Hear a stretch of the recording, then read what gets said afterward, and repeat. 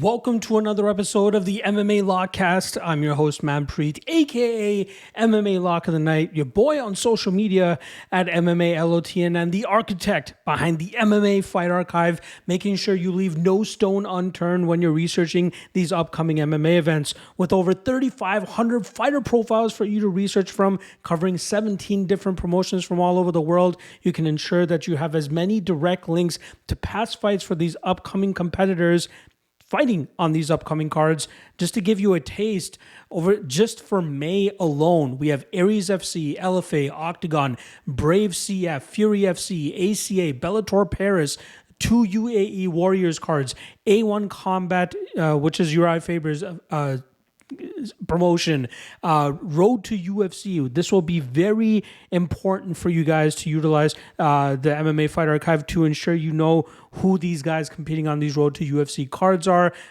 Cage Warriors, more ACA, more Brave CF, all of that on the on the MMA Fight Archive. Link for that is in the description below. 7-day free trial. You can try it out for free without spending $1 before you realize that it is worth the bang for your buck, considering how easy it will make your researching and how much more efficient your researching will become as well. I am the best in the world in regards to finding tape on all of these fighters from all over the world. That is why we have over 65 subscribers, and that community continues to grow, and I provide updates pretty much on a daily basis, adding new fighter profiles and continuing to expand the large archive of fights that we have. Make sure you guys check the link in the description below. Like I said, the MMA Fight Archive, leave no stone unturned, 7-day free trial. Check it out. All right, this weekend, UFC 301, we had UFC 300, we had an off week, we had a Apex card, and now the UFC's back on pay-per-view as they head down to Rio de Janeiro, Brazil, as they have a flyweight title in the main event with Alexandre Pantoja looking to defend his title for the second time. He takes on the guy that nobody really expected to get the shot, but in he steps Steve Erceg. I was about to say Steve Carell, for obvious reasons there. But then the UFC knew they needed to bolster the card a little bit more, so they managed to bring Jose Aldo out of retirement, and he steps in the co-main event to take on streaking bantamweight prospect Jonathan Martinez. Fun fight sprinkled out throughout the card. Is it pay-per-view worthy? I don't think so, but still a ton of fun fights. We got pretty much all the fights having Brazilians versus foreigners, so that's a cool little aspect to throw into here. But very fun card regardless. If you're a fight fan, you're going to tune into this no matter what, whether it's pay-per-view or fight night, whether you're buying the pay-per-view or finding other means. Make sure you guys check it out. Obviously, we got 14 fights to break down on this card. Before we get to that, a couple housekeeping notes, obviously. Let's do the recap for this past weekend's UFC event, and not too shabby. For the lock of the night, we ended up going with Maheshate, who ended up having a much closer fight than I expected him to have against Gabriel Benitez. Was a very close fight. Could have gone either way, but I'll be counting my blessings that we ended up getting the judges to favor our side there. So we cashed him as the lock of the night play at minus 200. Again, when I have lock of the night plays, you have to go back and do some hindsight thinking. And should Maheshate should have been the lock of the night? Probably not. You know, I expected him to go out there and really run through Benitez, possibly even finding a finish, but that was not the case. Benitez made it way more competitive than expected.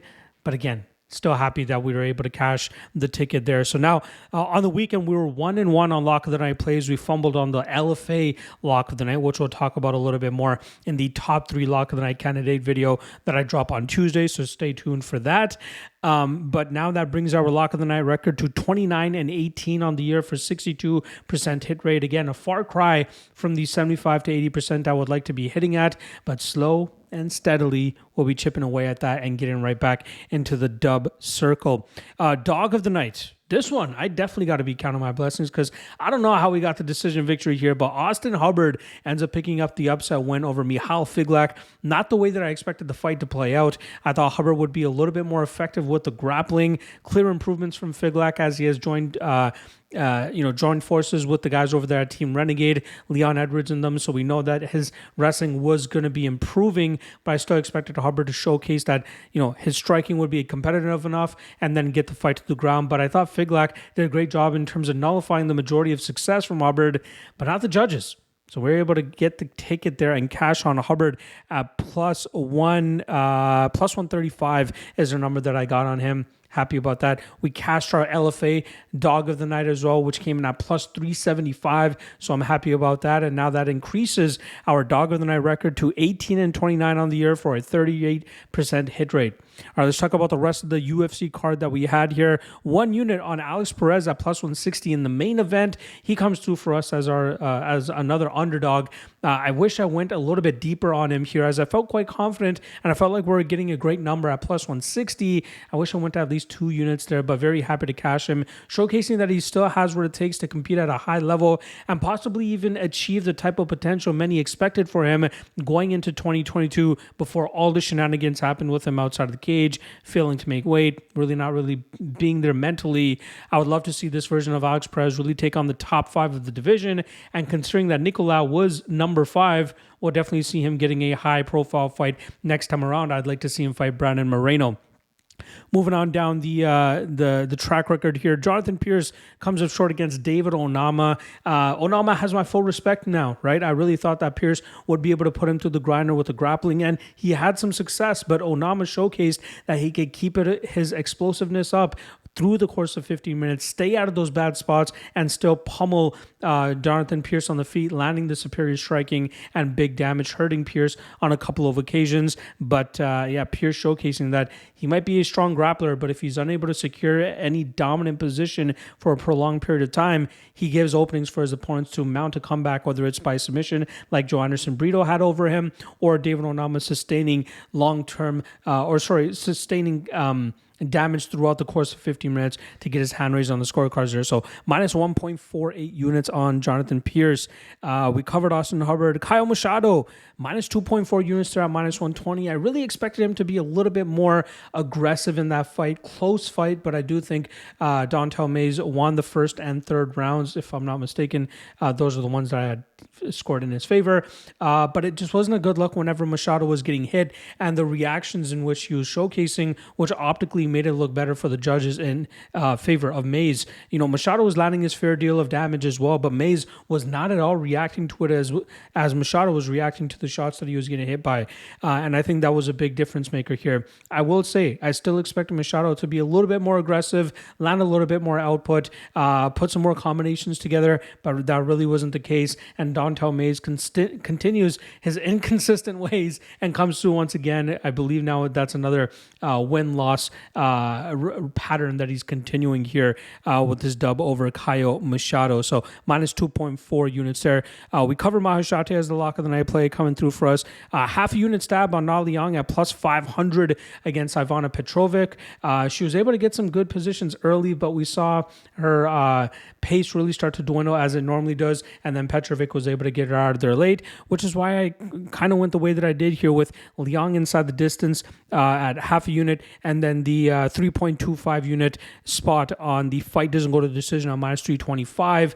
That comes through for us. So all in all, 0.5 units of profit on that matchup.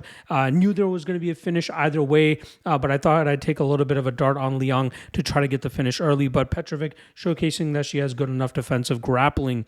And then lastly, we had a unit on Ryan Spann to win by knockout at plus 220 over Bogdan Guskov. He went in there with a grapple heavy approach, and when it didn't work out for him, it's clear that he starts to go falter later on in fights, which is why I would rather have taken that KO prop than his minus 190 chalky line. And this is why, I'd rather potentially cash 2.2 units than, a unit if I were to take 1.9 units on Spann's money line there. I think he shot himself in the foot trying to grapple Guskov there. I thought he was the faster, more powerful striker, and if he was able to implement that from the jump, he probably would have gotten it. But he chose to grapple. That caused his gas tank to dwindle very quickly, and then Guskov was able to take over in the second round and get the finish. So all in all, with the UFC plus 1.74 units, 11% ROI, just over the black there. Taking into consideration LFA, which I had 3 plays for. One of them ended up being canceled on fight day. The lock of the night play does not come through for us, but we cash a big dog, so it cuts the bleeding a little bit. So all in all, pretty much an even weekend going in the black between LFA and UFC, staying stagnant there. Really want to kick it up a gear and try to get ahead. We've been stuck in neutral the last couple of weeks. Really want to kick it into gear and try to get back into the solid profit zone as well. And hopefully UFC 301 is a sign of things to come for May, as we hopefully kick off in the right direction here. All right, reminder, Lucky Two-Step and Lucky Trinity Parlay, which I drop for free on Fridays, is already dropped on the Patreon page for the lock of the night. So make sure you guys check that out. Link in the description below. Again, do not get confused with the MMA Fight Archive and the lock of the night Patreon page. Both of those are separate. I have them clearly laid out in the description below. So make sure you guys check that out. I've dropped it early, so normally it will be a better price tag than Friday when the public gets access to it, unless of course there's some crazy action on the opposite side, which I highly doubt it is. Very rarely do we ever get a worse price later on the week for the free parlay. So if you want to lock in better odds, check out the Lock of the Night Patreon page to get access to that. And then lastly, shout out to the guys over there at Godzilla Wins, providing your boy a platform to drop written breakdowns for the folks. On Thursdays, we drop the main event breakdown. And then on Fridays, we drop the top 3 money line spots. So if you're looking for those, go to GodzillaWins.com. Not only do they cover the MMA world, but they also have all the other sports covered as well. Great writers, great cappers, great analysts. Make sure you guys go show them some love. GodzillaWins.com. All right. That's enough rambling here. We got 14 fights to talk about in Rio de Janeiro, Brazil. Going down at UFC 301. We start off in the flyweight division. We end off in the flyweight division. So let's kick things off right here in, like I said, at 125 pounds. First fight of the night, Alessandro Costa coming in at minus 140, going up against Kevin Borjas, who comes in at plus 120. Now, Costa's coming off of a loss to the title challenger who fights later on tonight, Steve Erceg. But Costa did have some success in that second round where he was able to hurt Erceg. Unfortunately for him, he was unable to close the show, and then he ended up coming up short in the first and third rounds by the superior striking of Erceg, as Erceg landed some good shots, had some good grappling opportunities as well. Costa is a BJJ black belt, but doesn't often search the takedowns and looking to really smash his opponents on the mat. He likes to strike. He has some nasty calf kicks and kicks in general that he likes to implement, stalks his opponent with big strikes, but often leaves opening to get hit himself and even taken down if he's fighting a superior grappler. He's decent all around, 13-4 record, 28 years old, 1-2 now in the UFC, coming up short against some of the better fighters in the division. But this weekend will be a perfect test to see whether he is above the median line of talent in the flyweight division or if he's under it, as he takes on Kevin Borjas here, who's looking for his first UFC victory. Borjas picked up the UFC contract with a big underdog win over Victor Diaz in week 1 of the last Contender series, and he showcased stellar defensive grappling. He was taken down a couple times, able to work back to his feet and continue to lay down the damage on his opponent, who was slowly slowing down pretty much and was unable to muster up much damage of his own. That earned Borjas the UFC contract. And then against Joshua Van, he started off hot, landed some big shots, rattled Joshua Van a few times, but it seemed like he just started too hot. And that ultimately started to fizzle out in the second and third rounds as you start to slow down a tad. And that's where Van was able to get to the body work, really start to take advantage of Borjas slowing down. And that's where I think we're going to see Borjas learn a lesson. That's a great experience for him to go out there and showcase that he can't just start off so hot and heavy, and if he's unable to get his opponents out of there, he's going to start to slow down and be less effective. And I think we'll see a much more disciplined version of him this weekend. I think he's the better striker between him and Costa, and I think he's shown good enough defensive grappling throughout his career that he should be able to stop any type of wrestling, which I don't rate that highly of Costa's, and that should allow him to keep this fight upright and start walking Costa down, landing some big shots, throwing combinations, putting good output out there, and I think that ultimately leads to a knockout victory for the Peruvian fighter. I think Borjas has solid potential. He's still only 26 years old, I believe it is. And I think that that fight against Van showcased us two things. He's still young, but he has the level and potential and tools to be successful in the UFC flyweight division.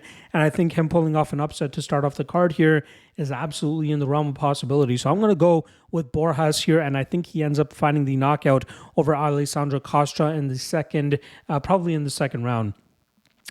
Moving on to the lightweights, we got Ismael Bonfim coming in at minus 525. He takes on 41-year-old veteran Vince Pichel, who comes in at plus 400. Now, these two were originally scheduled to match up in November, but Bonfim missed weight, and Pichel was extremely pissed off about it and decided to not take the fight, hence the UFC rescheduling it for this card. So keep an eye on Bonfim at the weigh-ins and see if he can make that 155-pound weight limit, or 156 considering it's a non-title fight.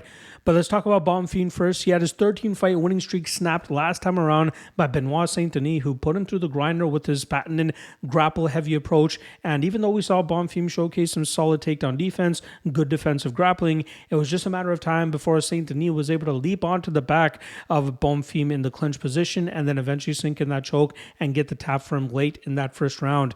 Bonfim is a guy that normally likes to utilize a combination striking style, walking his opponents down, throwing 3, 4, 5 strikes in a row, mixing in the head kick as well, and he has some decent grappling chops of his own. It's when he can dictate the pace that he has most success. I love what he was able to do against Abasov on the Contender Series, showcased the composure and discipline against the erratic fighting style of Terrence McKinney, eventually finishing him in that fight as well. But Bonfim, still only 28 years old, has 23 fights of experience, very, very high-level fighter in my opinion, but he just needs to figure out a way to set the pace himself. Again, it's tough to do against a guy like Benoit Saint-Denis, so we can cut him some slack there, but I think that he's still very, very talented and has some good potential in this lightweight division. Talking about Vince Pichel now, this 41-year-old is coming off a 2-year layoff.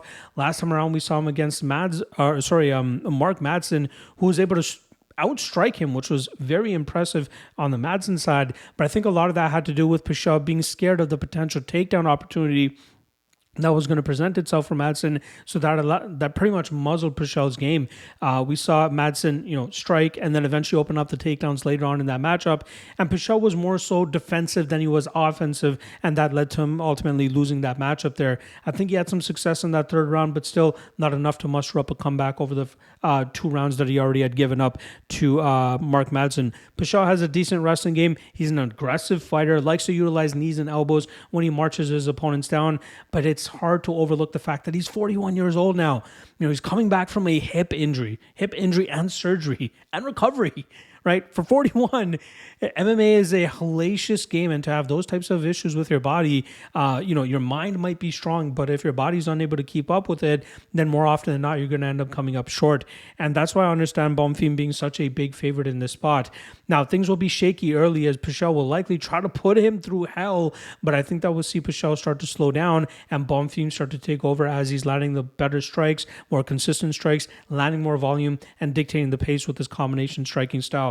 Minus 525 might be a little bit wide here. I would put Bonfim closer to minus 400. Possible parlay pieces here as well. But Pichel, definitely not a bad fighter, but that age, tough to get behind. At 41 years old, against a 28-year-old like Bonfim, things could get shaky for Pichel real quick here if he's unable to have early success. So I'm going to go with Bonfim, and I think he actually opens up a finishing opportunity for himself in the second or third round. All right, moving on to the next fight. We got the women's flyweights going at it here as Diani Barbosa makes her UFC debut as the minus 200 favorite. She goes up against Ernesto Kareckaite, who comes in at plus 170. Now, both these women are coming off the Contender Series where they were able to earn UFC contracts. We'll start off on the Barbosa side. This BJJ black belt and judo black belt often utilizes a grapple-heavy approach to nullify her opponents on the mat, opening up submission opportunities or just grinding them out over the course of 15 minutes. Her striking obviously still needs a lot of work, but she's improving it, teaming up with the King's MMA crew over the last year or so, and I think that we're slowly starting to see those improvements in her game. But if she's unable to get fights to the ground, things could start to get a little bit shaky, and that's ultimately how she ended up losing her matchup against Josiane Nunes 5 years ago. following that, she ended up losing to Jenna Bishop, who is a very high-level BJJ black belt. And I believe at that time, Barbosa was still only at a brown belt level. But she's put together 3 straight wins now, which earned her spot into the UFC. And she's 31 years old. Strong grappling game, but you still have to wonder how far her striking is going to go and if she can get it to a competitive level to eventually burst into the rankings of the women's flyweight division. Her opponent this weekend, Ernesto Kareckaite, is 5-0-1. The one draw that she has on her record, she actually rematched that opponent and eventually got the win there, earning the Hexagon Flyweight Championship. She had a very hellacious battle with Carly Judas on the Contender Series, ultimately winning that fight by split decision, but Dana was so impressed by both women as they landed a combined 350 plus significant strikes, and that earned them both a contract, considering their willingness to go out there and throw a caution to the wind and just exchange with each other inside the pocket. Kareckaite normally utilizes a lengthy striking approach where she beats her opponent up with sniper-like strikes and then mixes it up in the clinch with some knees and elbows. The downside of her game on the regional scene has been her takedown defense, but she's shown good enough defensive ability on the mat, eventually working her way back to her feet and then nullifying the control time of her opponent by landing more damaging blows on the feet. Not a whole lot of finishing power in her shots. She's more of a stinging striker than a power striker, but she has a good frame to have success in the UFC. It just depends on if she can continue to improve her defensive grappling game so that she can keep fights in the striking realm where she is usually most effective. In this matchup against Diani Barbosa, there's a lot of question marks. Obviously, Barbosa will be at a disadvantage in the striking realm, and I believe Kareckaite will be at a disadvantage in the grappling realm. But the question is, who has a wider advantage in either realm here? I believe that Kareckaite has not fought a grappler of the level of Barbosa, and I think that we'll see Barbosa utilize her judo successfully, landing takedowns and throws to get Kareckaite to the mat. And I think she'll do a good enough job in terms of controlling the position, maybe opening up a submission opportunity for herself. But I ultimately think she goes on to grind this fight out and win it by decision. But at minus 200, just a little bit too wide for my liking. You know, I mean, I think that if we get Barbosa closer to minus 150, maybe worth a shot at that point. Because again, if she's unable to secure the takedowns and with the improving grappling defense that we've been seeing from Kareckaite, things could get shaky for Barbosa real quick, and then you're going to be sitting there with a minus 200 ticket wondering why you had so much confidence in this spot. So, this is one of those spots where I'm going to sit back, wait to see some line movement. If we get Kareckaite in that plus 200, plus 220 range, maybe she's worth a little bit of a shot just for value's sake. And then on the flip side for Barbosa, if she gets down to minus 150, closer to that 60% range, maybe there's some value in her there, as, leaning on the grappler is usually the better thing to do. But still, a lot of question marks about both women here. My official prediction is going to be Barbosa and Barbosa by decision, but just be very wary of how different this fight could look if Barbosa is unable to get the takedowns and Kareckaite successfully keeps this fight upright. But official prediction will go with Barbosa and Barbosa by decision. All right, moving over to the men's lightweight division. Excuse me. We got Maurizio Ruffy, I believe it's how we're going to go. Coming in at minus 170. He's going up against Jamie Mullarkey, who comes in at plus 145. Now, we'll start off on the Huffy side, who earned his 4th straight victory in a row last time around, but it was the most important considering that it earned him a contract to the UFC. Now, this is a fight that it looked like, well, it is confirmed that he was down on 2 judges' scorecards going into that final round, and luckily for him, his opponent was slowing down significantly, allowing Huffy to just dictate the pace with the striking, eventually opening up a spot for him on the ground where he was able to posture up and land some big shots to eventually get the TKO stoppage with 15 seconds left on the clock. Had he not gotten the stoppage, he would have lost that fight and not found himself in the UFC like he does this weekend. But this is a guy that if you were just to look at his shadow, you would maybe even say he has some Conor McGregor tendencies. And that's what it seems like he tries to present himself as. He tries to imitate that style, from the way he stands to the way he throws his strikes, the way he switches stances, his leg kicks that straight down the pipe. Very impressive work. Has some stinging power as well, which makes it very difficult for opponents to try to, make him pay for that hands down style that he has. But if opponents can trust their chin and are able to bite down on the mouthpiece and really close that distance, they're able to land often enough on Ruffy, which is how his opponent last time around was so successful against him until he ended up getting knocked out by Ruffy. And that's the thing in Ruffy's game. He only has one loss in his 10-fight career, and it comes to PFL Bellator standout Manuel Sosa, who currently has an 11-0 record, and Sosa was able to knock him out that night. So Ruffy's striking is impressive offensively, yes, but it leaves a lot of openings in the defensive realm, which causes him issues against guys that are able to, muster up big power and put it on his chin. Now, Jamie Mullarkey is coming off of a knockout loss to Nasrat Haqparast, and that's his third knockout loss in the last 2 years, although he has 3 wins in that amount of time as well. Although 2 of those have been controversial decisions against Michael Johnson and most recently against John McDessie, a fight that I think a lot of people can agree that he should have lost. Mullarkey's only 29 years old, and in his wins, at least some portions of his wins, you see him mixing the martial arts at a high level, or at least a high level in comparison to what we've seen from him in the past. He uses his striking to open up the level changes and eventually get his opponents to the ground and then rinse and repeat that style. But it just seems like his durability is taking a big shot at this point in time. And that's the big question mark for him going into this matchup against Ruffy. He's going to eat some big shots from Ruffy. Now, this is where it gets interesting. And this is why I'm questioning my action on this fight. Ruffy will land. Ruffy will land often enough. The question is, will the chin of Mullarkey stand up this weekend? Because we've seen time in the past where guys with suspect chins are able to eat shots that you would expect them to fall down from. And if Mullarkey is able to eat some of these shots from Ruffy, he might be able to mix the martial arts better than Ruffy. He might be able to put out more output. He might be able to get some takedowns in, and that might be enough for him to actually edge this one out and win it on the scorecards. It's just so tough for me to trust the chin of Mullarkey, considering the striking advantage I expect Ruffy to have here. Again, Mullarkey might have higher output. He'll have the takedown advantage, but I think Ruffy has shown good enough takedown defense to keep this fight upright, but it just comes down to the output versus the damage then. So at minus 170, it's tough for me to get behind Ruffy, thinking that his only path to victory in this matchup is to land that knockout against Mullarkey, which I think is highly possible. But if Mullarkey's chin shows up, or if Ruffy is unable to land cleanly enough to really turn off his lights, this fight's going to be a lot closer than the minus 170 indicates. Now, I saw that his knockout prop is minus 130, which is crazy considering that his money line is minus 170. If one of the bookies drops his KO prop at plus 100, I'll probably take a little bit of a nibble there. I think he wins by knockout. I think he wins this fight, but you have to be very wary about these matchups where we're banking on a fighter to get a standing knockout. And if you guys have been following me for the last couple of years now, this is something that I've kind of talked about a lot, is sometimes we put too much weight on a heavy favorite that needs to find that standing knockout to get a finish. Now, getting a knockout or a TKO on the mat is a completely different way to go about it, right? Ruffy's not known to take opponents to the ground and knock them out. It just so happened that he did it to his last opponent because his opponent, was tired, gassed out, and pretty much gave up that top position.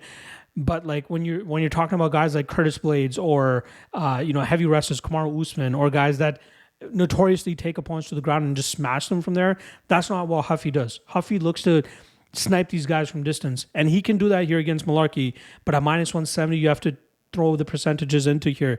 Does he do it, close to 65% of the time? It's possible, but I would rather take the shot on the plus 100 here and bank on him actually landing that at a 50-50 rate or a 50% chance, and I'm willing to take the gamble there. So give me a Ruffy and a Ruffy by knockout, but Mullarkey could spring the upset if his chin shows up. All right, next up, we got another lightweight matchup here between Joaquim Silva, who comes in at plus 140. He goes up against Klose, who comes in at minus 160. Now, this will be the first time since Silva has joined the UFC roster that he has had 3 fights in the span of 12 months or less. He has never been this active in his career, and at 35 years old, I think he's pretty much known that he needs to stay active. the years of him being at his peak or close to his peak are starting to dwindle, especially at the 155-pound division. You don't often see guys, get on the bad side of 30 and still be competitive or still fight at a high level. Now, Silva last time around won a decision victory against Clay Guida in a fight that probably played out closer than the odds actually indicated. It was 1-1 going into the final round, and then Silva was able to land the better shots, really damaged Guida as Guida was looking for takedowns, and I think Silva ended that fight by snatching up a very close guillotine choke, but was unable to complete it as the time had expired. Silva has a BJJ black belt, but he often looks to strike with his opponents rather than looking to take them to the ground and utilizing that jiu-jitsu black belt. And for good reason. He has big power in his shots. As he showed against Jesse Ronson, as he's shown in the past as well, he likes to bite down on the mouthpiece and give hell to his opponents. But in his 3 losses in his last 5 fights, he's been knocked out. And that's a big question mark with him as well. Can he eat the big shots at this stage of his career? He wasn't fighting a heavy power puncher in Clay Guida, so he was safe there, but he might be fighting somebody here in Jakar Klose who was able to muster up that big knockout over Bubba Jenkins. Brandon Jenkins, win that close decision over Rafa Garcia, and then that slam KO in his return against Joe Selecki. That was a return after about a year and a half after suffering an ACL injury. And, at 36 years old, knee injuries are nothing to overlook, but Jakar Klose showed that even when he was put in bad positions on the mat against Joe Selecki, he was able to get the reversal, get some good spots. He got caught in an armbar, but then picked Selecki up and slammed him on his head and got the knockout victory there. And Jakar Klose is a guy that's been competitive throughout his career. He has an 8-2 record in the UFC. He's been a hiccup away from finding himself in title contention. That crazy fight that he had against Beneil Dariush, that was 50-50 the entire way until Beneil landed that big shot to put Jakar Klose away. But had Klose been the one that got his hand raised that night, he could be the one that was getting those big shots, right? Those main event slots that Beneil Dariush has been getting over his last couple of fights. So Klose has just been that close, no pun intended, to being in title contention. And maybe at 36 years old, he might still have a few big spots left in his career. He's a solid all-around fighter, good striker. I wish we would see a little bit more output from him. He has wrestling up his back sleeve if he really feels he can grind his opponents out in that realm. His cardio game is up there as well. Training at the MMA lab, he's getting great coaching from John Crouch, great training partners as well. Not to mention the new crop of guys coming up through the MMA lab. He has these youngsters keeping him on his toes and making him get better and better. I have a slight fear in regards to the speed and power advantage that Joaquim Silva will have in the opening minutes of this matchup. But if Klose is able to just wear on him, grind him out, really start to put the pressure on him, that will slow Silva down. That will cause Silva to have less knockout power later on in this matchup and allow Jakar Klose to pretty much dictate where this fight takes place. And that's why I'm going to end up leaning on the Jakar Klose side here. Not so much to the point that I'll bet on him. I think that this is a spot that things will get a little bit shaky, but I think he's the overall better fighter here, and I think he can put together a better body of work once this fight hits the scorecards, and from there I think we see him end up getting his hand raised by decision. All right, next up, we got Gene Silva coming in at minus 155 in the featherweight division, going up against William Gomis, who comes in at plus 135. Now, there's already been a bit of action on Gomis over the last couple of days, which has brought Silva down to minus 155, but this is a close fight. So it doesn't surprise me to see some action coming in on the underdog. But let's talk about Gene Silva first, who is on a 11-fight winning streak, I believe. Sorry, that was somebody else. I apologize for that. But he's a very solid fighter that looks to go out there, utilize his footwork, unorthodox striking approach, and even use that power that is very deceiving considering some of the angles in which he's able to land. His UFC debut was against Weston Wilson, which was a layup of a spot, and he was able to hurt him numerous times and eventually finish him in the last minute of the first round. But this will be the fight to see if he's actually UFC worthy and capable of getting wins at this level. He's still only 27 years old. trains at a great camp alongside of Mauricio Ruffy from earlier on in this card, Kyle Borralho, who fights later on in the card. The Fighting Nerds, an emerging MMA gym that needs to be noticed and given the credit. And I believe that we might see, they could potentially sweep this card, which gives them the credentials and recognition they desire. But I think that Gene Silva, interesting fighter. Again, like I said, good. I had questions about his cardio in the past, but he showcased in his fight against Kevin Vallejos on the Contender Series that he can go 15 minutes, still utilizing his effective style, flying, spinning stuff, power, strike still even deep into matchups, and really dictating the pace and distance in which the fight takes place as well. So good things to look forward to with Gene Silva. It'll be interesting to see how he does it against higher levels of competition. His opponent this weekend, William Gomis, is 3-0 now in the UFC since signing with the promotion. And on the regional scene, this is a guy that we saw utilize a grapple-heavy approach to try to get the wins over his opponents. But since joining the UFC, we've largely seen him utilize a lot of footwork and distance striking to disrupt his opponent, utilizing a lot of lateral movement from the outside and then crashing the pocket often enough to land those stinging shots down the pipe. He's long, lanky. In this matchup specifically, he'll have a 5-inch height advantage as well as a 4-inch reach advantage. And I think he's going to try to utilize that similar style as he has against Yanis Gamuri and Francis Marshall, sticking on the outside and trying to time perfect shots or perfect opportunities to crash the pocket and land those big shots. I wouldn't even be surprised to see him maybe try to mix it up in the grappling realm, seeing if he can overpower Gene Silva. But I do think that he's just found such a comfort with that striking style that he has that he might try to do that here against Gene Silva. Now, this is a close fight, but I think that the power and speed in which Silva can land with here may be more effective than the, pitter-patter shots that we're going to see from the Gomis side. But this fight is much closer than, the minus 175 earlier this week indicated on Gene Silva. I get why there is money coming in on Gomis. This might be one of those spots where I actually see it end up going to the scorecards. I know Gene Silva is a guy that's notoriously going out there and finishing most of his opponents, but giving the style of Gomis and giving the way that these guys clash, I think there's going to be a lot of feeling out from the distance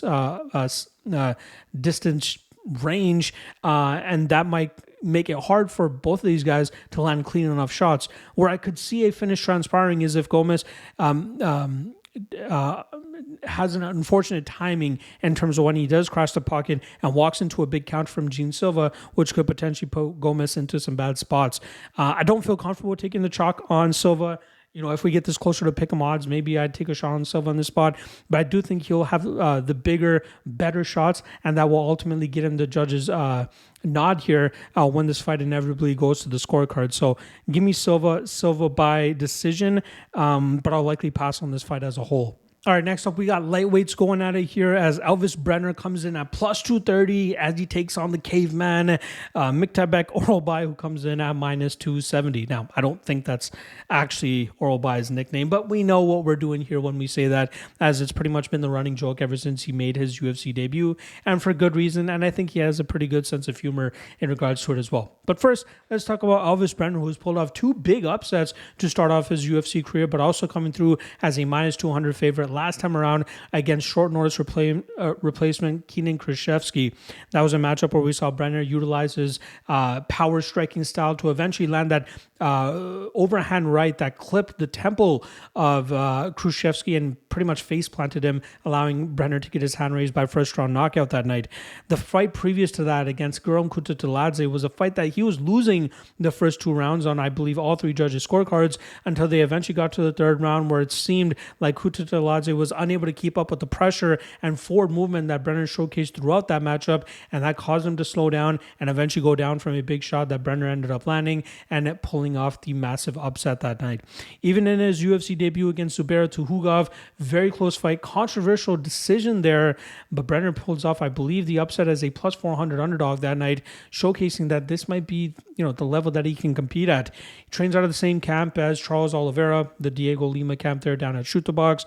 He likes to strike, has some big power in his hands, has a decent grappling game as well, but he leaves a lot of openings to be clipped, and he can be grinded out by opponents that look to relentlessly look to take him to the ground and grind him out and put him in bad positions. And that's what he's facing this weekend in Miktebek Orolbai, who has an endless gas tank and at 26 years old has a wealth of potential that I believe he's going to continue to showcase as he walks through his UFC competition. We saw him take a short notice opportunity against Uroš Medic in his debut a couple months back, and he was able to put Medic through the grinder, pretty much muzzling Medic's offense, and then eventually finding a neck crank finish in the second round.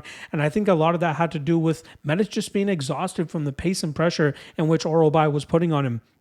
The one loss on Orolbai's record was a very bad decision in favor of his opponent, and his opponent even thought that he lost that fight. So I think that there's a bit of consolation there that Orolbai is, a fighter that could potentially be undefeated at this stage of his career still. Relentless grappling, chain wrestling, pushing his opponents up against the cage, dragging them to the mat. This guy can do it all in regards to the grappling realm, and he just asserts such heavy, crushing top pressure and doesn't just lay and pray. This guy looks for finishes constantly. In the striking realm, his striking is definitely improving. That nasty knockout victory that he had over, I believe it was Charles or Elizario, very nasty one-punch shot that put his opponents away, and you could see that he's growing in confidence in terms of the power punching that he brings to the table. But it's his wrestling that gives him an upper hand in most of his matchups. He doesn't give up on himself if he fails on the first attempt. He uses that attempt to get in on the hips of his opponents, push them to the cage, and then methodically work his way to get to that top position and then start smashing from that top spot. This is a spot where, a lot of people are going to be questioning whether Brener's worth another underdog spot, considering he's already pulled off 2 big upsets in his UFC career. However, Orolbai is a guy that does a great job in terms of establishing his dominant positions and utilizing that over the course of 15 minutes and not really slowing down. Yes, Brener might have some opportunities to land some big shots on the feet, but I think that's eventually going to open up opportunities for Orolbai to change levels and get to his grind and his grappling that I don't think Brener is going to be able to keep up with in this spot. So I really like Orolbai in this spot to go out there, do what he does best, put Brener through the ringer, and I think he grinds him out. I think it's going to be tough to put Brener away, and I think we see Orolbai win this fight on the scorecards. Give me Orolbai by decision. All right, next up, women's strawweights going at it here as we have Karolina Kowalkiewicz coming in at plus 355. She takes on young upstart Yasmin Lucindo, who comes in at minus 425. Now, Karolina Kowalkiewicz is 4-0 in her UFC run right now.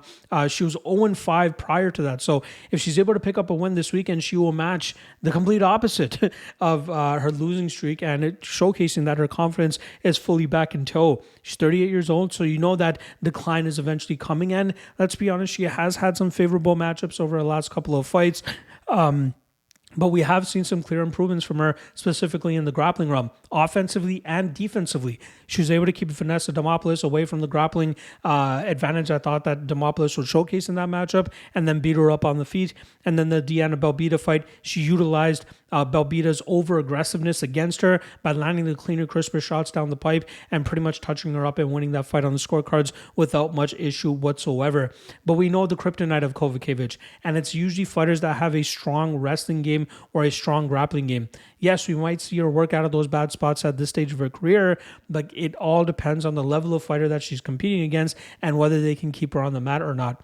And that's a big question that we might get answered this weekend, as the 22-year-old Yasmin Lucindo looks to increase her winning streak to 3 this weekend, and picking up the biggest win of her UFC career by taking out a former title challenger. Now, Lucindo has trained alongside the likes of Verna Jandiroba, has had a few training sessions with Amanda Nunes as well over the last couple of weeks, I should say. Sorry.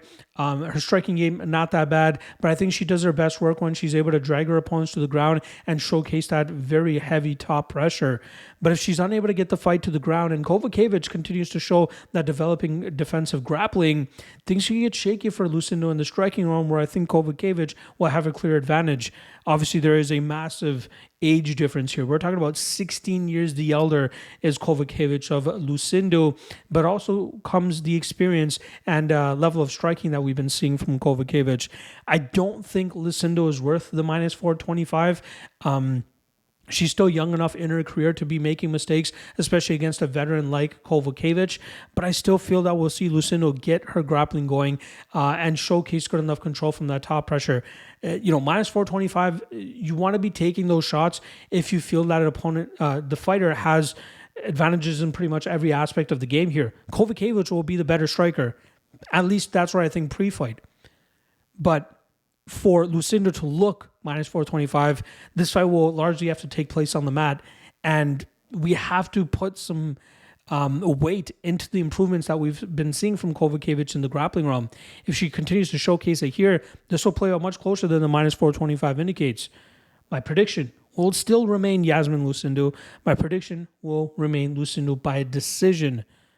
But just be wary about how much exposure you have on the youngster here as she takes a solid step up in competition, but definitely a winnable fight considering the stylistic clash that we have here.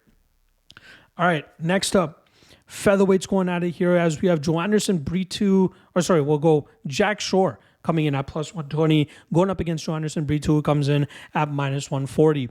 Now, Jack Shore successfully bounced back from the first professional defeat that he has ever suffered, and that was at the hands of Ricky Simon, who was able to club and sub him. But we saw Jack Shore bounce back against Makwan Amirkhani last year, where he had a slow start. Makwan had some good control time in that first round, but in the second round, we saw Shore get to his style, pace, pressure, takedowns, and an eventual submission opportunity, which he takes on home with him. Jack Shore is one of the best in terms of putting pace and pressure on his opponents and keeping up that high pace. He has great cardio. He has a great ability to stay in his opponent's face and keep them in uncomfortable positions. This is a guy that doesn't often settle for bad positions. So it was kind of weird to me that he actually, gave up that first round the way that he did to Amirkhani, but he stayed active enough off of his back to cause Makwan to continuously work, knowing that Makwan will eventually fade in the second and third rounds, and that's where Shore was able to eventually take over. Athletically speaking, Shore will usually be at a disadvantage against the top of the division, which is what we saw in the Ricky Simon fight. But if he can work through that, get to his grind, utilize his chain wrestling, take his opponents to the ground and smash them from that top position, it won't end up mattering, because those guys will eventually slow down and break under the style that Jack Shore normally likes to implement. His opponent this weekend, Brito, is currently riding a 4-fight winning streak. Last time around, nearly getting out-grappled and outworked by Jonathan Pierce until he was able to snatch on to a nasty ninja choke near the ending of the second round and get the tap from Jonathan Pierce. And that's kind of been Pierce's kryptonite, that if he's unable to really establish top control later on in matchups, things start to get shaky for him. And even though it seems like he has the cardio to continue going, he leaves a lot of openings for his opponents to take advantage, as we saw last week with David Onama landing the better strikes, and then as we saw in the Brito fight, as he was able to snatch up the neck and take that on home with him. Brito fights like the shark that we see tattooed on his back, all pressure, all power, looking to take his opponents out and put them away. This will be a very interesting clash of styles here. Both guys who normally like to push the pace, and we might see Brito be the one that gets the respect of Shore here and gives up that front foot.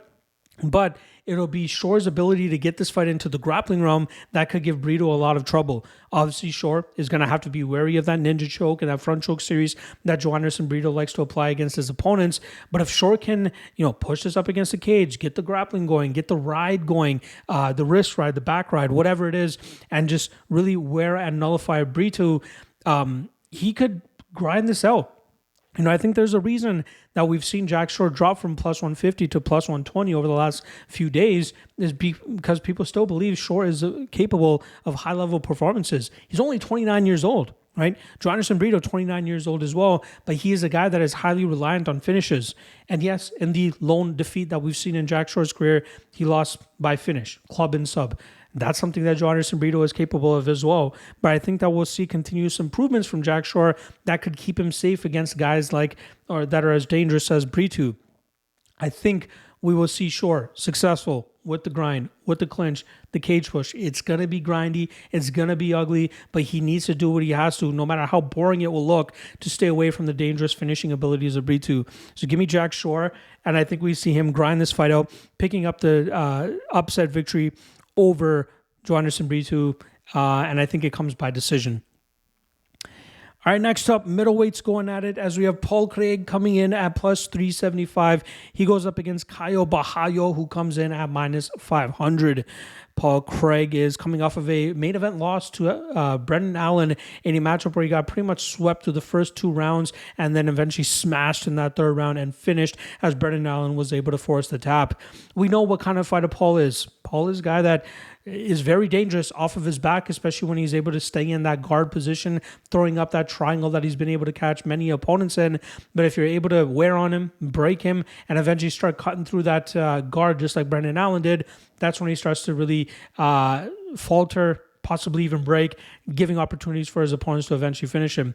In the striking realm, a little bit of a swing, sitting duck. He throws with the recklessness that we saw from Hani Yahya last week, but a lot of it leaving openings for superior strikers to land down the pipe and make him pay for those shots with some big counters. He really needs to get fights to the ground, ideally in the top position, so he can kind of dictate where he is or how he is utilizing his jiu-jitsu, but it's very difficult for him to do so, especially against some of the skill guys he's been going up against in this middleweight division.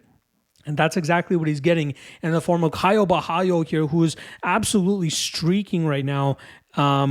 I thought I had it written down here in terms of the winning streak that he's on, but absolutely crazy winning streak that Borralho is on. And a lot of it has come from a grapple-heavy approach. He's been able to take opponents to the ground and just, grind them out or eventually find that submission like he did against Michal Oleksiejczuk. But what I find most encouraging is that performance that he had against Abus Magomedov last time. He failed on a few takedown attempts early in that fight, but didn't resort to desperation takedowns. He was comfortable with going out there and striking with a striker in Magomedov, and he was getting the better of him and pretty much won that fight clearly over the course of 15 minutes. In the striking realm, he utilizes a bladed stance, karate style of striking, where he's able to blitz in and out of the range of his opponents while he lands his big shots. I think he is clearly most comfortable when he's able to get opponents to the ground, but I think he's comfortable enough to strike with guys that aren't a huge threat in that realm, and I think that might be the approach that we see here against Paul Craig. Fighting in front of his hometown crowd, he might want to show out, and this is the type of opponent he can do that against. I think that was Borralho. Uses notorious grappling defensively here, keeping this fight upright where he can really touch up Paul Craig and then eventually uncork a big shot to pull Craig away. It also wouldn't surprise me if Borralho strikes a little bit, wears on Craig, feel him slow down, then look to get his grappling going. But I think that Borralho has pretty much all the advantages in this matchup. It will take a Hail Mary submission attempt from Paul to get the dub here. I just don't see it prevailing. I think Borralho has a ton of confidence on his side. The guy is very intelligent as well. Doing work with the Brazilian LFA commentary team. That he's analyzing matchups even deeper than most opponents. And I think that's going to come into play here. And we've seen it already come into play in prior matchups that he's had.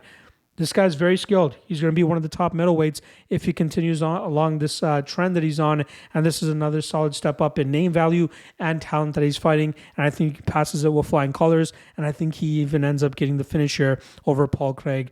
I'm going to say by knockout, but inside the distance, not a bad way of going about it either. All right, middleweights. Once again, going at it here as we have Michel Pereira going up against Ihor Potieria. Pereira doing a great job over his last handful of fights. On a clear winning streak. I believe it is 8 straight wins now. He's going for his 8th straight victory, and this will be his 3rd straight at 185 pounds. If you guys remember, he was scheduled to fight Wonderboy Thompson a year or so back, failed to make the weight, and then ultimately decided to go up to 185 pounds. And he doesn't have to cut any weight or as much weight, and that allows him to just be a little bit more free inside the cage and not worry about having to drain his gas tank or just energy reserves and compromise himself on fight day. We know what he's best at. He flows so freely with unorthodox striking, but as he has gotten further into his UFC career, he's done a great job in terms of remaining patient and disciplined and not overextending on shots or getting a little bit too wild, which would cause him to slow down later on in his matchups. This guy's big, explosive, powerful, and becoming a smarter fighter with every fight under his belt. It makes sense to me as to why he's a minus 600 favorite in the spot. He goes up against Ihor Potieria, who's looking for his 2nd fight at middleweight and hopes to make the weight this time around, as he actually missed it last time in a short notice spot against Robert Erceg. And that was a fight that we saw a completely different style from Potieria.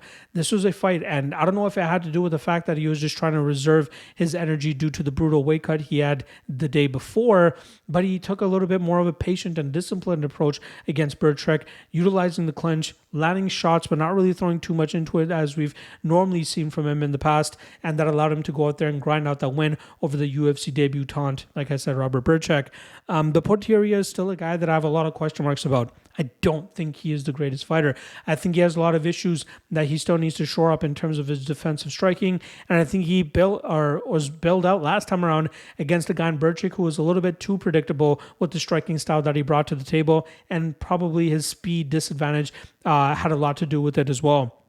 In this matchup, I expect to see Pereira pretty much dictate the pace from jump. If Potieria wants to try to utilize his size that he had at 205 pounds and try to grind on Pereira here, I think that's going to cause a lot of issues for him, especially as Pereira starts to pummel him and punish him in that clinch range with some knees and elbows up the middle. I think we'll see Pereira pretty much dictate the pace of this matchup, landing bigger and better strikes throughout this fight, and I think he actually clips Potieria badly here and eventually puts him away. It's been tough to pick the exact method of victory for Pereira over his last couple of fights, as he's sprinkled in a couple of submissions as well as knockouts. So maybe just taking him inside the distance here is the best way to go about it. But I don't think that Potieria will be able to survive 15 minutes of the unorthodox stylings of Michel Pereira. So give me Pereira inside the distance, probably getting the win within 2 rounds or so. All right, light heavyweights going at it here. Veteran Anthony Smith coming in at plus 400, taking on Vitor Petrino, who comes in at minus 550.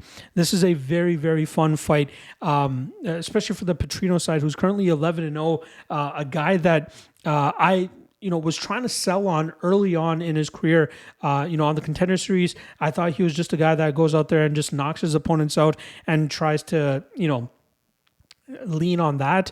But we saw in his first fight in the UFC against Anton Tricali, showcased solid takedown defense, showcased even better get-ups, and showcased that he can be as explosive and powerful in the third round just as he is in the first round. And that's what I think was the most encouraging thing about his game, other than the fact that we now see him implementing grappling later on in fights rather than just looking to headhunt and knock his opponents out.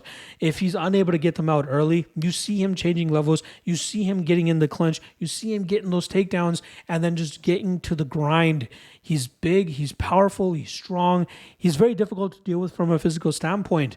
In this matchup against Anthony Smith, things for Smith just are shaky. He hasn't been the most consistent fighter. He's 2-3 over his last 5 fights. You see when opponents have a legitimate advantage against him in a certain aspect of MMA, and if he gets behind, it's usually hard for him to battle back from adversity and still get the win. There's an asterisk beside the Ryan Spann win that he had, that he won by decision. He won the first round, lost the second round after getting his orbital smashed pretty much. But luckily for him, Ryan Spann is a guy that doesn't usually have a strong second or third round, just as we saw last weekend when he got finished by Bogdan Gushkov. Smith was able to rally back in the third round, utilize a little bit more output, and that ultimately got his hand raised by decision that night. But he's going to have a tough time doing that here against Vitor Petrino, who's going to stay in his face, put big punches on him, and possibly even find the finish. I like Petrino here, as I think he can win this fight pretty much any way that he wants. I get it. Smith has 5 times the experience that Petrino has, but I think Petrino is way closer to his prime, and I think he has way more skills at this stage of his career and is physically way more capable than anything that Smith might be able to muster up. So Smith might be able to land a Hail Mary shot early in the spot, but I think that Petrino will meet him with power, maybe land some takedowns of his own, but I think that we'll see Petrino really wear on Anthony Smith, maybe get a late finish, maybe win by decision, but I'm going to go with Petrino and Petrino by decision.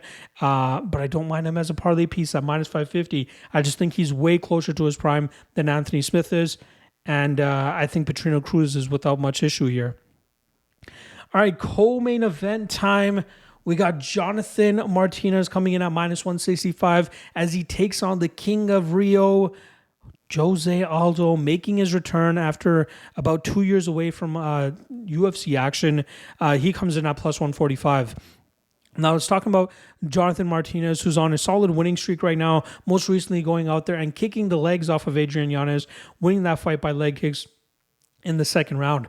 Now, Martinez is a guy that I've largely been high on compared to most people.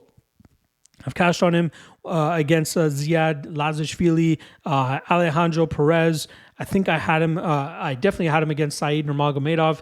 But then I tried to fade him last time around against Adrian Yanez, as I expected Yanez's boxing to be the perfect counter to the leg kicking gave him of Martinez. But Martinez was so effective with it from the jump that Yanez was unable to get his legs under him before he was able to start having any success, which allowed Martinez to really start running away with that fight, forcing Yanez to fight from a secondary position or secondary stance for the majority of that fight.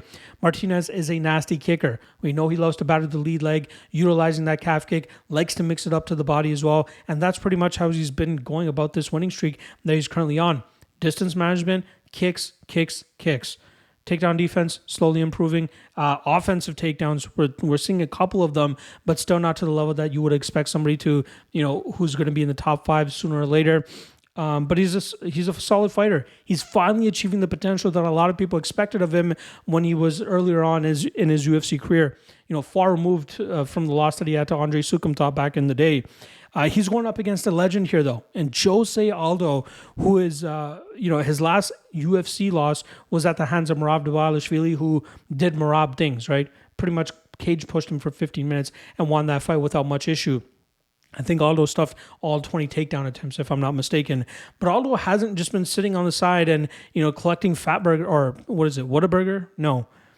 Famous Burger. Famous Burger is the burger chain that he has down there in Brazil. He hasn't just been collecting Famous Burger checks and just sitting on the couch or anything. He competed 3 times in boxing last year, going 2-0-1, that one draw coming at the hands of Jeremy Stevens. But if Jose Aldo comes out here, showcases the speed that we know he has, this could be a tough night for Jonathan Martinez, right? If Martinez wants to get to the leg kicking game, I'd be surprised if he is as successful as he has been recently against a guy who is pretty much the godfather of leg kicks and Jose Aldo. So if Martinez is unable to get his kicks off, he's going to have to punch with Jose Aldo, and he won't have a reach advantage. He'll have a 1-inch height advantage. This is an intriguing striking battle here. That's what's surprising to me in regards to Jose Aldo going from near pick'ems here against Martinez to ballooning up to plus 145. Maybe people are trying to fade the retirement narrative or coming back from retirement narrative that Jose Aldo is coming back from. 37 years old is not horrible for a bantamweight, especially with for a guy that has the level of skill that Jose Aldo has. So this is a tough one. I'm going to side with the legend. I'm going to side with Aldo. If he comes back and has the speed that we've known from him, this is a very winnable fight for him, and a fight that he could possibly even win by knockout. The wins that he has were against other strikers, at least in recent years, right? Marlon Vera, Pedro Munoz, Rob Font, and then his loss came at the hands of Merab Dvalishvili. The loss before that to Pichel, who just absolutely smashed him on the map. But that's not what Jonathan Martinez is going to be doing. So in a pure striking battle, you're giving me plus 145 on Jose Aldo against a guy who's coming into enemy territory and going up against the biggest test of his career. This is a huge jump from Adrian Yanez to Jose Aldo in Rio. Plus 145 on the King of Rio. Give me Jose Aldo. I think Jose Aldo wins this matchup. I think he batters Martinez, and I think he actually opens up a knockout opportunity and secures that win here. Give me Aldo and Aldo by knockout. I might have even talked up my confidence level here. I think, I was confident in him going into breaking down this for you guys on the podcast, but I feel even more confident now after even talking myself up a little bit more in this spot. But I do like him here. I think he's still close enough to his prime to give Jonathan Martinez problems. Give me Aldo and Aldo by knockout. All right, that brings us to our flyweight championship headliner for UFC 301, as we got Alexandre Pantoja coming in at minus 190, looking to defend his title for the second time as he takes on Steve Erceg, who is not even a year removed from his UFC debut, who comes in at plus 165. Now let's talk about Alexandre Pantoja, who won the title against Brandon Moreno, split decision victory, but he was able to get some crucial control time, and that's ultimately how he relies on getting the most of his victories. He has some sneaky jiu-jitsu where he's able to, submit guys like Brandon Royval and Alexandre Pantoja and make it look very easy. And then there's the fights that he had against Brandon Moreno and even the last fight against Royval. And even though he swept Royval on the scorecards, things were shaky late. You could see that he was slowing down. You could see that he was, very vulnerable to getting hit. But luckily for him, he was still able to find the entries that he needed against Royval to get the back and get that control time that Royval had no way of getting out of. Pantoja is dangerous with his striking early. Nasty kicks, good power down the middle, good entries on his takedowns, very aggressive with searching for submissions early on in fights. But as fights get into deeper waters, and I'm talking like over 2.5 rounds, that's where things start to get shaky for him. He starts to slow down. He leaves a lot of openings for his opponents. But luckily for him, he's been able to latch onto these guys somehow and then get to that position that he needs to control them and just hold them and then catch his breath so that he can get into the next round and do the same thing. But I just don't like the amount of openings that he leaves. He's very skilled. He's very good.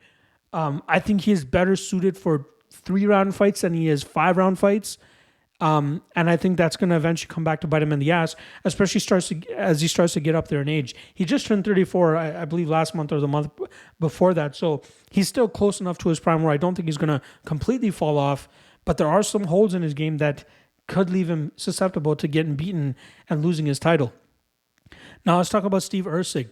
12-1, BJJ black belt. The majority of his wins coming by submission, but he is a very slick striker as well. And we saw that on Showcase against Matt Schnell and even Alessandro Costa before that. You watch his stance, watch his reaction time, watch his eyes. Like, he's very locked in whenever he's in the striking realm. He's very aware of the space between him and his opponent. His range management is high level. He's very pinpoint accurate and fast with his hands, which is how he was able to knock out Matt Schnell the way that he did, how he was able to hurt Alessandro Costa the multiple times that he did. And then in terms of the grappling realm, like I said, BJJ black belt, but he's very good in scrambles. And when he's put in a bad spot, he's making small movements immediately to look for that opening that he needs to explode out of so that he can either pull off the reversal, get back to the feet, or even pull off a submission opportunity for himself. He's skilled. He is very impressive for 28 years old, for 13 professional fights. I just wish that they gave him less of a step up in competition, right? You're talking about going from Matt Schnell to the champion. That's a big leap. That is a massive leap. But what if this is the opportunity that he needs to showcase to people that he is the best flyweight in the world?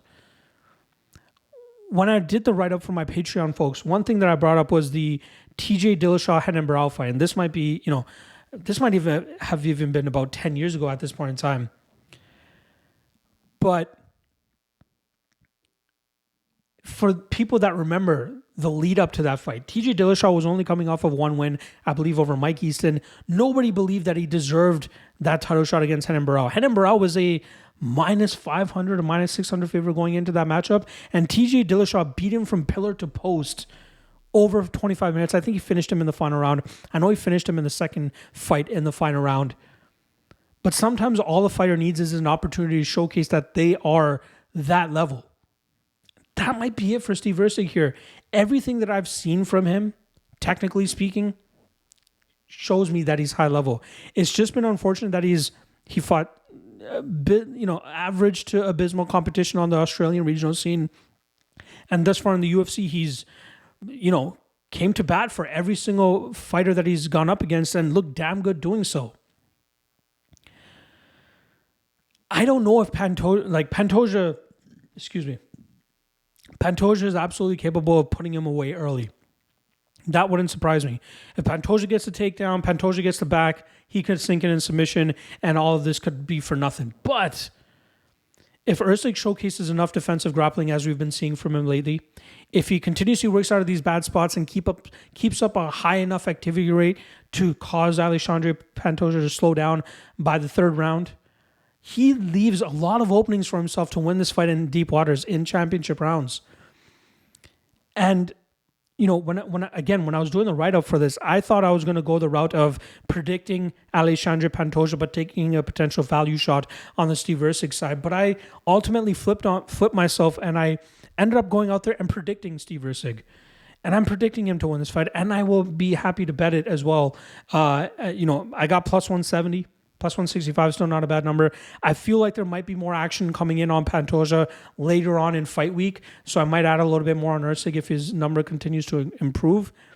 The only qualm that I have is the fact that he's taking such a step up in competition. If we were able to get confirmation that he can still be competitive against the top, 5 to 10 of the flyweight division, that might make me a little bit more confident in this spot. But he has the BJJ black belt. Everything that I've seen on tape from him makes me believe that he can be competitive with Pantoja. And if this gets into deep waters, I have, a good chunk of confidence that Erceg can stay away from that grind that Pantoja has been able to put guys like Brandon Royval and Brandon Moreno through, and then eventually make Pantoja work, keep him guessing in the striking range, and possibly even land a big shot to put Pantoja down and out. So, again, I don't know what the public is thinking about this matchup. The fact that Erceg is still only plus 165 makes me believe that there is still enough love out there for Erceg that maybe I might not be crazy, or I feel like I'm speaking crazy the way that I'm breaking this fight down, and I'm sure some people in the comment section may feel the same way. But everything on tape has shown me that Erceg can be competitive at this level, and his defensive grappling has showcased to me that he could be safe should he find himself in sticky situations on the mat against a killer like Pantoja. But if he can inch into that second, that third, that fourth round, this is a competitive fight. Even in the early going, in the striking realm, I think it could be competitive. But Pantoja is way more dangerous in the early rounds than Erceg will be. So Erceg is going to have to keep a high work rate, keep Pantoja working, and then try to start pulling away in the third, fourth, and fifth rounds. I'll have Erceg moneyline. I'll have Erceg round props, late round props as well. And I think we get and new. This won't be the first time that a Brazilian flyweight champion has lost in Brazil. Brandon Moreno did it. Let's see if Steve Erceg can keep that trend going here. And new flyweight champion Steve Erceg. Rag on me all you want in the comment section below, but I feel like this is a damn good underdog shot. I'm happy to be wrong in this spot, but everything that I've seen pre-fight, on tape, running the stats, all that shit, I like Steve Erceg in this spot. Give me Erceg and Erceg round 4 TKO. Yeah, I think he's maybe overwhelms Pantoja with volume and gets the TKO, standing TKO even, maybe ground and pound on the bottom. But I think Erceg wins this fight. All right, I rambled on too long. There you guys go. 14 fights broken down for UFC 301. Got the setup all back, videos back, all good. Content will roll out as usual throughout fight week, so keep your eyes peeled every day as I drop a new video for you guys. And I'll also be doing breakdowns for the 2 regional shows this week. Well, there's 3 regional shows, but 2 of them I'll be breaking down. LFA 183, which goes down in Brazil the day before UFC 301, and then Octagon 57, which goes down the same afternoon as UFC 301. If you want access to those, check out the Lock of the Night Patreon page. Link in the description below. I will see you guys tomorrow for the top 3 Lock of the Night candidates. See you guys then. Peace.